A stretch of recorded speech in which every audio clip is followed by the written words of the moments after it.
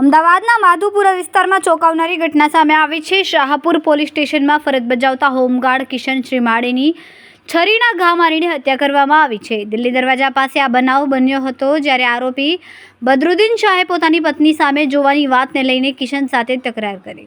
તકરાર દરમિયાન નીલમ અને બદરુદ્દીને કિશનને ગાળો આપીને રોડ પર આવવાની ધમકી આપી। ત્યારબાદ બદરુદ્દીને પહેલા લાફો માર્યો અને પછી પેટના ડાબા ભાગે છરીનો ઘા ઝીકી નાખ્યો।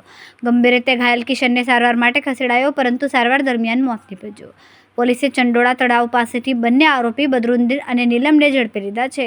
તપાસમાં જાણવા મળ્યું કે બદરુદ્દીન વિરુદ્ધ પહેલેથી જ 14 ગુના નોંધાયેલા છે, ત્યારે નીલમ લૂંટના ગુનામાં સામેલ રહી ચૂકી છે। પોલીસે ગુનો નોંધીને આગળની તપાસ હાથ ધરી છે।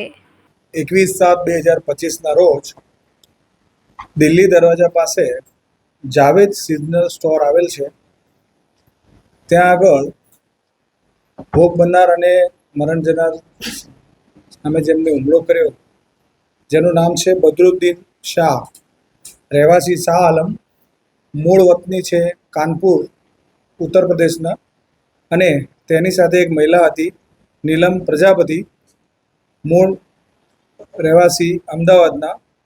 આ બંને જાવેદ સિઝનલ સ્ટોર પાસે ઊભા હતા।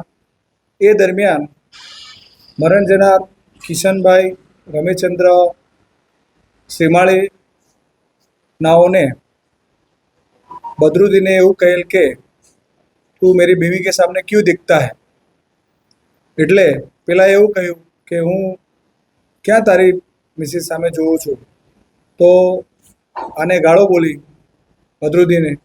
પેલાએ કીધું કે તું બહાર આવી જા, રોડ પર ખબર પડે તને। તો બદરુદ્દીને એને રોડ પાસે બોલાવે અને ત્યાં ગાળો બોલી। શરૂઆતમાં એ લોકોએ સામાન્ય મારામારી, અને બદરુદ્દીન પાસે છરી હતી જે કિશનના ડાબી બાજુ, પેટના ડાબી બાજુ મારી દીધેલ, અને ત્યાંથી આ મહિલા અને બદરુદ્દીન બંને ત્યાંથી ભાગી ગયેલ।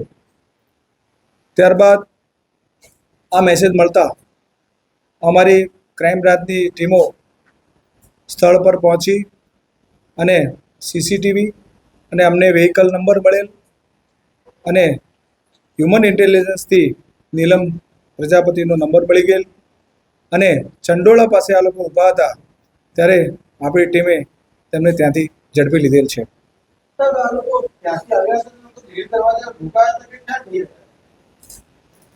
આ લોકો દાણી લીમડા બેરલ માર્કેટ પાસે હતા, અને એમને ગઈકાલે હમણાં 2 દિવસ પહેલાં એક મોટરસાયકલ ખરીદ્યું હતું 62,000 રૂપિયામાં, અને એના માટે મિર્ઝાપુર એમને કામ હતું, તો એ બાજુ આવેલ હતા અને દિલ્હી દરવાજા ખાતે ઊભા હતા।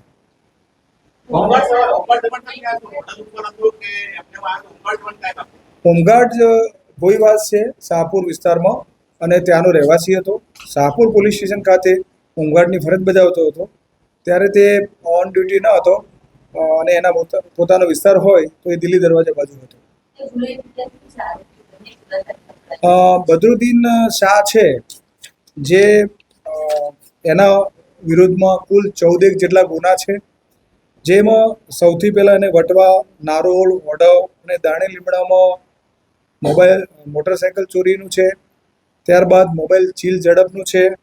આ ઉપરાંત આ લોકો રિક્ષામાં બેસાડી છરી બતાવી અને લોકોના રૂપિયા અને મોબાઈલ પણ લૂંટ કરેલી છે। એના 3 ગુના છે, અને છેલ્લા 3 ગુના બદરુદ્દીનના જે 3 ગુના છે છેલ્લા, અને મહિલાના જે 3 ગુના છે, મહિલા મૂળ એક હેબિચ્યુઅલ છે ઘરફોડ ચોરી કરવાની, તો છેલ્લી 3 લૂંટ અને ઘરફોડ ચોરી એ બંને સાથે રહીને કરેલ છે।